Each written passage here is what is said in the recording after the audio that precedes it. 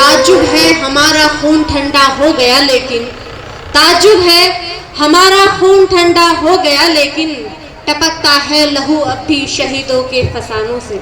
क्या बात है। इस हल्की गुलाबी ठंडी में सर्द खून की बात की, आपको देखकर तो सबका खून वैसे भी गर्म हो सकता है। अब जाहिर सी बात है, आपकी नजर कर देती हूँ नजर साहब जी। हंसी देकर शेर महफिल निजाम जिम्मेदारी है, हंसी देकर शेर महफिल निजाम जिम्मेदारी है, अगर तुम ही भटक बैठे तो इस महफिल का क्या होगा। ऐसा है मोहतरमा, भटकना इंसान की फितरत है। हरम की राह में मैं कदा जरूरी है, मैं आदमी हूँ इरादा बदल भी सकता है। अपना सब कुछ ना लुटा देना कहीं रास्ते में, घर पहुंचना है तुझे कुछ तो बचा कर ले जा। बहुत सारे लोग मेरे पीछे ऐसे बैठे हैं कि सब कुछ मेरे साथ जा सकता अगर मैं चाहूँ तो। बाहर क्या ये थोड़ी सी तब्दीली, ये जहन बनाने का मतलब ये है कि जाहिर सी बात है कि मुकेश भी है, गौतम भी है और लाफ्टर के इतने बड़े साहित्यकार हैं, उनकी संजीदा कविताएं भी बड़ी अच्छी होती है। आइए अब हम उस फनकार से, उस शायर से, उस अदीब से, उस कवि से गुजारिश करते हैं कि आप तमाम लोग ना कि अभी, क्योंकि इस मोमेंट पे इसी जो आज टाइटल है एक शाम शहीदों के नाम, तो इस हादसे को उन्होंने अपनी आंखों से देखा है, वो चश्मदीद गवाह हैं, उस मंजर को बयान करेंगे। लेकिन मैं उस तमाम मंजरनामे पर उनसे ये कहूँगा कि खुदा के वास्ते मोहरे सुकून तोड़ भी दे, तमाम शहर तेरी गुफ्तगू का प्यासा है। डॉक्टर मुकेश गौतम, पुरजोर तालियों से इस्तेमाल। आप लोगों तक आवाज आ रही है ना ठीक ठाक? मुकेश भाई का कहना, दो चीजें नसीब से मिलती हैं, एक बीवी और माइक, जिसको मिल जाए नसीब वाला है। 26/11 का ये प्रोग्राम, इको खत्म करो भैया थोड़ा और। ओ भाई साहब थोड़ा इको भी बंद करो इसका बिल्कुल यार, और तुम इधर ध्यान दो, उधर मत। पीछे इस देश को हमेशा पीछे वालों ने ही खतरा किया, खतरा है वो नजर भाई बता रहे थे, तुम भी पीछे वालों से चक्कर में अटक। 26/11 का जो प्रोग्राम हम लोग यहाँ पर कर रहे हैं, सही बात बताई नजर भाई ने, मैंने वो मंजर अपनी आंखों से देखा। और करकरे साहब और हम दोनों सुबह बड़े मॉर्निंग वॉक किया करते थे। जब भी ये तारीख आती है, ये डेट आती है, तो मुझे उनकी कमी हमेशा खलती है। हम दोनों सुबह दौड़ते थे साथ में। लेकिन आज एक बहुत अच्छा आयोजन नजर भाई ने यहाँ पे किया, मुझे बुलाया, मैं बिल्कुल बिना किसी बात के, बिना किसी वायदे के उनके साथ यहाँ चला आया। जिम्मेदारी आपकी ज्यादा है। मैं कोई बात यहां से कहूं क्योंकि ऑडियंस मैं देख ही रहा हूं, पीछे बच्चों ने इसको मैदान भी समझ रखा है। और जितने लोग आप यहां पर हैं, इस कार्यक्रम को ऐसा माहौल दीजिए कि लगे कि हम उन शहीदों की याद में ये प्रोग्राम कर रहे हैं जिन्होंने इस मुल्क को एक बचाने में अपनी जान कुर्बान दी, अपनी जान को कुर्बान किया। जितने कम लोग हैं लेकिन तालियां वाले ऐसी बजे कि हमको भी लगे कि हम किसी अच्छे समझदार लोगों के बीच में अपनी बात कह रहे हैं। क्या बात, बस ये मोहब्बत दीजिए। ताली बजाना आपकी जिम्मेदारी है। मैं ह्यूमर का आदमी हूं, हादसे का आदमी हूं जी, मैं हादसे का आदमी हूं, मैं हंसाता हूं। नजर भाई ने एक बात कही कि बीबी और माइक किसी के भी हिस्से में आते हैं। मैं तो जब यहाँ पे आया बड़ी मोहब्बत दी आप लोगों ने मुझे लाफ्टर चैलेंज और कॉमेडी सर्कस जैसे प्रोग्रामों में। जब मैं यहाँ पे आया, नजर भाई ने मुझे पहले ही कहा कि मुकेश जी आप टीवी पे आते हो, कभी कॉलर में माइक लगाते हो, कभी कमर में माइक लगाते हो, यहाँ आपको कैसा माइक चाहिए। मैंने इनसे कहा नजर भाई मुझे चाहिए एक बढ़िया स्टैंड माइक, सामने सुनने वाले माइक के लाल। क्या बात है, जहां जहां आपकी समझ में आए वहां ताली ठोकते रहना, मेरी बात आपकी समझ में आया ना। मैंने कहा मुझे चाहिए एक बढ़िया स्टैंड माइक, सामने सुनने वाले माइक के लाल। आज दोनों बढ़िया है, माइक भी बढ़िया है, माइक के लाल भी बढ़िया है, आगे वाले भी पीछे वाले भी, कमाल की ऑडियंस है। नजर भाई ने मुझे कहा मुकेश जी क्या फर्क पड़ता है माइक हो या वाइफ, दोनों एक जैसे ही होते हैं, ढंग का पीस मिला तो मिला, क्या बात है, नहीं मिला तो नहीं मिला। मैंने कहा नजर भाई ये संचालक की या तुम्हारी समस्या हो सकती है, मैं जानता हूं माइक और वाइफ में बहुत सारे फर्क होते हैं। ये बोले माइक और वाइफ में क्या फर्क होता है, मैंने कहा मैं स्टेज पर आके बताऊंगा, आप तक अगर बात पहुंच जाए तो बताना कि मेरी बात आप तक पहुंची है। मैंने कहा माइक और वाइफ में सबसे बड़ा फर्क ये होता है कि माइक के सामने हम बोल सकते हैं। क्या बात है बहुत अच्छा है, वाह वाह। नहीं भाई सबने ताली बजाई, मैं समझ गया घरों में इनकी हालत भी मेरी जैसी ही है। क्या बात, मैंने कहा माइक और वाइफ में सबसे बड़ा फर्क ये होता है माइक के सामने हम बोल सकते हैं, वाइफ के सामने अच्छे अच्छे की बोलती बंद हो जाती है। माइक और वाइफ में उससे बड़ा फर्क ये होता है कि माइक को हम अपनी हाइट का छोटा बड़ा एडजस्ट कर सकते हैं, क्या बात है, वाइफ के साथ ये सुविधा नहीं है, जिस हाइट की मिली उसी के साथ गुजारा करना है। भाई क्या कहने, वाह वाह वाह। माइक और वाइफ में उससे बड़ा फर्क ये होता है कि माइक हम एक साथ 5-6 भी इस्तेमाल कर सकते हैं। क्या बात है, आपकी नहीं इस बात पे मर्द ताली बजाएंगे और ताली के बाद मतलब की बात है। नहीं, जिसके हिस्से में एक आई वो भी बजा रहा है, जिसके हिस्से में ये सोच रहा है कि इसने आदमी ने बात तो अच्छी कही वो भी बजा रहा है। माइक और वाइफ में उससे बड़ा फर्क ये होता है कि माइक अगर अपना खराब हो जाए तो पड़ोसी का लेके भी काम चलाया जा सकता है। वाइफ के साथ जो सुविधा नहीं है, माइक और वाइफ में उससे बड़ा फर्क ये होता है कि इसकी एक गारंटी होती है, 1-2 साल इस्तेमाल करने के बाद रिप्लेस किया जा सकता है। क्या बात है, वाइफ के साथ जो सुविधा नहीं है, माइक और वाइफ में उससे बड़ा फर्क ये होता है कि इसमें एक बंद करने का बटन भी पाया जाता है, ये सबसे अच्छी बात है जो प्राय वाइफ में नहीं पाया जाता। वाह। और माइक और वाइफ में सबसे बड़ा फर्क ये होता है, जितने लोगों तक मेरी बात पहुंच जाए वो ताली वाली बजा के बताना कि मेरी बात आप तक पहुंची है। बाद में एडवांस पेमेंट नहीं। मैंने कहा माइक और वाइफ में सबसे बड़ा फर्क ये होता है कि माइक जब बिगड़ता है तो बंद हो जाता है।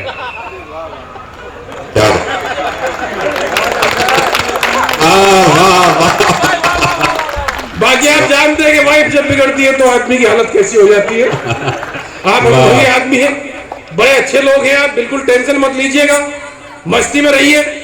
यहाँ तो महिलाएं बैठी, मैं महिलाओं की बिल्कुल आलोचना नहीं करती, हमारी जितनी बहनाएं बैठी हैं मैं महिलाओं की बिल्कुल आलोचना नहीं करता, क्योंकि महिलाएं ही जो शक्ति है। क्या बात, महिलाएं ये जो शक्ति है, नहीं अंकल पुरुष सिर्फ सहन शक्ति है। क्या बात है, वाह वाह वाह वाह। शादी के समय हर व्यक्ति को उसकी पत्नी बड़ी रोमांटिक नजर आती है, शादी के 2 साल बाद उसका रोम रोम एंटिक नजर आता है। क्या बात, शादी के समय हर महिला कहती है तेरी जिंदगी को जन्नत बना दूंगी, शादी के बाद समझ में आता है कि उसे मैगी बनानी भी नहीं आती। वाह। शादी के समय हर पुरुष भी सोचता है कि दुनिया बदल देगा, शादी के बाद समझ में आता है कि अपनी मर्जी से टीवी का चैनल भी नहीं बदल सकता। क्या बात है, वाह वाह वाह। मैं महिलाओं की बिल्कुल आलोचना नहीं करता सर, एक दिन तो यकीन मानिए महिलाओं की स्थिति बड़ी खराब है, महिलाओं की स्थिति बड़ी खराब है। महिलाओं की आधी जिंदगी अच्छे हस्बैंड की तलाश में गुजरती है, क्या बात, बाकी की आधी जिंदगी हस्बैंड को तलाशने में। वाह वाह। के गए कहां, कहते कहीं जाते कहीं और पाए कहीं और ही जाते हैं। वाह। मैं महिलाओं की बिल्कुल आलोचना नहीं करता, लेकिन एक टिप्पणी महिलाओं के पक्ष में करना चाहता हूं, और यहाँ मेरी जितनी महिलाएं बहनें बैठी हैं, अगर मेरी बात आप तक पहुंच जाए, आपको लगे कि मैंने सच्ची बात कही है, तो जितनी बात जितने लोगों तक पहुंच जाए, मैं महिलाओं की इसलिए आलोचना नहीं करता, सच्ची बात कह रहा हूं, आप तक बात पहुंच जाए तो बताना कि मेरी बात आप तक पहुंची है। मैं महिलाओं की इसलिए आलोचना नहीं करता क्योंकि ये महिलाएं ही हैं रहीम भाई जो हम बच्चों के बापू को बच्चों का बापू बना के रखती है, वरना बच्चों के बापू को आसाराम बापू बनने में टाइम नहीं लगता। क्या बात है, वाह वाह वाह वाह वाह वाह वाह वाह वाह। भले आदमी है जो आप चर्चा अच्छे कवियों को बुलाते हैं उनको सुनते, वरना कवियों से लोग बच के भागते हैं। क्या बात है। मैं तो ट्रेन में आ रहा था, मेरे बराबर में एक शरीफ बुजुर्ग आदमी बैठे हुए थे। मैंने टाइम पास करने के लिए पूछ लिया, अंकल मेरा नाम मुकेश गौतम है, मैं कवि हूँ, आपका परिचय? वो बोले वैसे तो मेरा नाम हसमुख लाल है लेकिन मैं बहरा हूँ। तो कवि से लोग बच के भागते हैं, भले आदमी जो 6-6 को बुलाते हैं। क्या बात है। अच्छा पहले किसी शहर में एक आध अच्छा मैं तो आज टाइम वाइम कम है, वरना तो मैं बड़े कॉन्फिडेंस वाला पोएट हूँ, हास्य का आदमी और बड़े कॉन्फिडेंस वाला, इतने कॉन्फिडेंस वाला हूँ कि आज तो आप इतने सारे लोग भी मेरे सामने बैठे। पिछले दिनों मेरे सामने एक ही श्रोता बैठा हुआ था, सिंगल, फिर भी मैंने 2.5 घंटे सुनाई। क्या बात है। 2.5 घंटे लगातार सुनाने के बाद उसके पास गया, मैंने उससे कहा भाई साहब मुझे लगता है मेरी कविताओं के बहुत बड़े फैन है। वो बोले मैं फैन वैन कुछ नहीं, मैं तो माइक वाला हूँ। वाह। तू बंद करे तो मैं चलूं, तो मैं इतने कॉन्फिडेंस वाला भी हूं। और वैसे भी यकीन मानिए कवियों को माइक देना आसान है, बाद में छीनना पड़ता है। नहीं माइक तो आप तो जल्दी चले गए, वरना तो कवियों को माइक देने के बाद छीनना पड़ता है। एक कवि सम्मेलन में तो एक कवि इतनी लंबी लंबी कविता सुनाता रहा कि सामने बैठे एक श्रोता की डेथ हो गई। क्या बात है। कवि के ऊपर मुकदमा चला, जज ने उसे फांसी की सजा सुनाई। फांसी की सजा सुनाते हैं जज ने कहा कि हे कवि, तेरी लंबी लंबी और बोर कविता सुनने से एक श्रोता की डेथ हो गई, तुझे मृत्यु दंड दिया जाता है, तेरी कोई अंतिम इच्छा है तो बता। कवि बोला सर वही वाली आपको भी सुना दूं क्या? नहीं वाह वाह। तो मैं इतने कॉन्फिडेंस वाला भी हूँ, क्या कहने वाला। अगर आपने ढंग से ताली वाली नहीं बजाई तो मैं वो वाली शुरू हो सकता हूँ कभी भी। आपका भविष्य आपके हाथों में है। क्या मानिए कवि बड़े कवियों के लोग बच के भागते हैं। अच्छा पहले किसी शहर में एक आध कवि होता था, आपने बहुत बढ़िया सुनाया गाना, मैं तो गा ही नहीं सकता क्योंकि गाऊंगा तो लोग मजाक उड़ाएंगे, उसे भी हास्य में ही समझेंगे। पहले किसी शहर में एक आध कवि होता था, उस कवि के नाम से शहर की पहचान होती थी। काका हाथरसी, जिगर मुरादाबादी, साहिर लुधियानवी, कवियों के नाम से शहरों की पहचान होती थी। दिन बदल गया भाई, कवियों के नाम से शहरों की पहचान होती थी, समय बदल गया। कवियों के नाम से शहरों की पहचान होती थी, बाद में एक शहर में 10-10 कवि होने लगे। यहां तक लोगों ने झेला, एक एक गली में 8-10 कवि होने लगे। यहां आगे मामला बिगड़ा। लेकिन अगर एक घर में एक से ज्यादा कवि हो तो उस घर का भगवान ही मालिक। क्या बात है। और अगर मैं साबित कर दूं कि एक घर में एक से ज्यादा कवि होने पर घर की क्या दुर्दशा होती है, तो जितने लोगों तक मेरी बात पहुंच जाए वो बताना कि एक कवि और कवित्री ने आपस में शादी रचा सकते हैं सर? मतलब कवि ईमानदार है कि आज के दौर में भी कवित्री सही रचा रहा, कम से कम जेंडर नियम का पालन कर रहा है। क्या बात। वरना तो आजकल पता ही नहीं कि कौन किसके साथ कर रहा है। वाह वाह वाह। एक कवि और कवित्री ने आपस में शादी रचाई और सुहाग रात पे घूंघट उठाते ही दूल्हे ने दुल्हन को 6 गजल सुनाई। क्या बात है। देखो जी कवि गरीब होता है, बाकी लोग लेके जाते हैं गिफ्ट, पान, मिठाई। कवि था भाई साहब अपनी गजलों का दीवान लेके चला गया पूरा का पूरा। क्या बात है। कवियों के पास पैसे वैसे होते नहीं। मैं तो अभी यहाँ गेट के बाहर आके एक ऑटो से उतरा तो एक भाई साहब ने मुझे पूछ लिया, मुझे देख के बोले 2000 का छुट्टा है क्या? मैंने कहा छुट्टा तो नहीं है, लेकिन ये पूछ के तूने जो इज्जत मुझे दी। क्या बात है। वाह। पर कवियों की आर्थिक स्थिति बड़ी खराब होती है कि एक कवि और कवित्री ने आपस में शादी रचाई और सुहाग रात में घूंघट उठाते ही दूल्हे ने दुल्हन को 6 गजल सुनाई। सुहाग रात में घूंघट उठाते ही दूल्हे ने दुल्हन को 6 गजल सुनाई। फिर दुल्हन ने 5 गीत, 4 रुबाई, फिर दूल्हे ने 6 गीत सुनाए। फिर दुल्हन ने अपने पुराने गीत गुनगुनाए। दोनों का कवि सम्मेलन रात भर चला और दोनों ने एक दूसरे को खूब दाद दी। और दोनों को सुबह याद आया कि आज तो सुहाग रात है। वाह वाह वाह। पुरजोर तालियों से इस्तकबाल करें दोस्तों। भाई कवियों को कोई सुनने वाला मिल जाए, मैंने पहले ही बताया मैं कॉन्फिडेंस वाला हूं। अच्छा एक कवि तो एक कवि सम्मेलन में कविता सुनाता रहा। पीछे से ऑर्गेनाइजर ने उसकी शर्ट खींची, बोले और कितना सुनाएगा? कवि बोला माफ करना भाई साहब, मैं कविता पढ़ते टाइम घड़ी देखना भूल गया था। संचालक बोला घड़ी देखना भूल गया था, दीवार पे कैलेंडर तो था।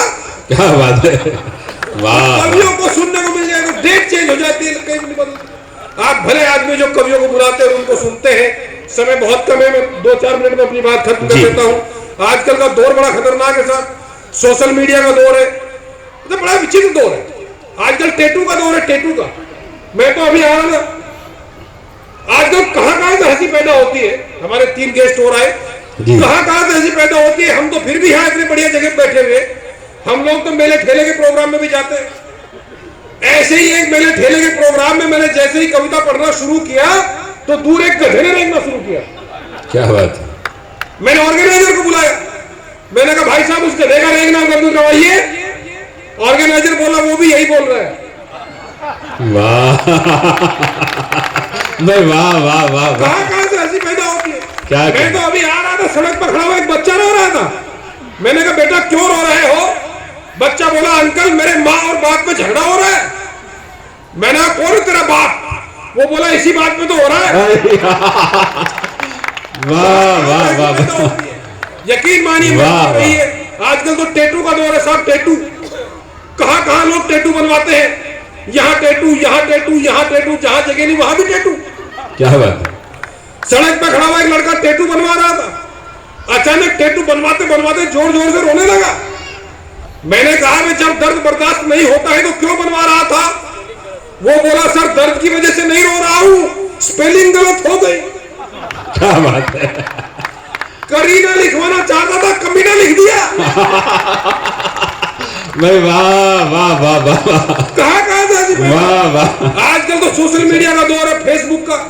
सोशल मीडिया, फेसबुक, आप इसे कहते हैं फेसबुक, मैं इसे कहता हूं फेसबुक, क्योंकि इसमें 90% बातें झूठी। बहुत अच्छी कविता है दोस्तों, सुनिए। फेसबुक, सोशल मीडिया पर लोग आधे से ज्यादा बातें झूठी फैला रहे, और कुछ लोग तो फेसबुक और सोशल मीडिया के दौर पर ही बड़े बड़े नेता बन गए हैं। फेसबुक, सोशल मीडिया पर कितनी बातें झूठी। यकीन मानिए जिस आदमी के बच्चे उसकी बात उसके घर में नहीं सुनते, वो भी प्रधानमंत्री को सलाह दे रहा है कि ट्रंप के साथ अगली मुलाकात में उन्हें किन किन मुद्दों पर चर्चा करनी चाहिए। जिसकी जेब में अपनी साइकिल में पंचर लगवाने के पैसे नहीं है, वो भी ये बता रहा है कि चाइना जैसे देश की हवा कैसे निकाली जा सकती है। क्या बात है। जिस आदमी के घर में इतने पैसे नहीं है कि बिना सब्सिडी के अपने घर में टॉयलेट नहीं बनवा सकता, वो भी गर्लफ्रेंड को फेसबुक पर ताजमहल बनवाने का वायदा कर रहा है। क्या कहने, वाह वाह वाह वाह। इतना खतरनाक दौर आ गया है। आप इसे कहते हैं फेसबुक, मैं इसे कहता हूं फेसबुक। ये फेसबुक भी बड़े कमाल की चीज है। ये फेसबुक भी बड़े कमाल की चीज है। जिसने कभी कॉलेज की बुक का फेस नहीं देखा, उसके फेसबुक पर अकाउंट 130 है। क्या बात है, वाह वाह वाह वाह। जिसने कभी कॉलेज की बुक का फेस नहीं देखा, उसके फेसबुक पर अकाउंट 130 है। फेसबुक अकाउंट होल्डर गजब के चालू है। प्रोफाइल फोटो सलमान खान जैसा लगाते हैं, शक्ल से भले ही लालू है। क्या बात है, वाह वाह। फेसबुक अकाउंट रखना आजकल फैशन है, ट्रेंड है। पासबुक में भले ही 500 रुपए ना हो, फेसबुक पर पूरे 5000 फ्रेंड है। क्या बात है, बहुत अच्छा है। फेसबुक पर पूरे 5000 फ्रेंड है।